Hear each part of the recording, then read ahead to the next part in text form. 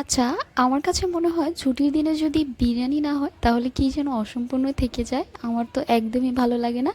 বিরিয়ানি ছাড়া একদম ছুটির দিন জমেই ওঠে না। তো আজকে হচ্ছে কাচ্চি বিরিয়ানি তৈরি করেছিলাম। আজকে যেহেতু ফ্রাইডে, তো এখানে আমি মশলা দিয়ে রেডিমিক্স মশলার সাথে টক দই, টমেটো সস, আদা রসুন, লবণ, তেল এগুলো দিয়ে তারপরে ভাজা আলু, কাঁচামরিচ, ওপর থেকে আলু বোখারা, কিশমিশ আর জাফরান ভেজানো দুধ দিয়ে দিলাম।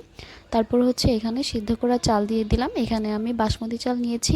তারপর উপর থেকে বেরেস্তা, আলু বোখরা, কিশমিশ আর জাফরানে ভেজানো দুধটা দিয়ে 1 ঘন্টা পর্যন্ত দমে রেখে দিলেই তৈরি হয়ে যাবে এই কাচ্চি বিরিয়ানি। 10 মিনিট হাই হিটে আর হচ্ছে 40 মিনিট থেকে 50 মিনিট লো হিটে রান্না করে নিলে বিরিয়ানিটা রেডি হয়ে যায়। আর মাংসটা ভেতর থেকে একদম সফট হবে।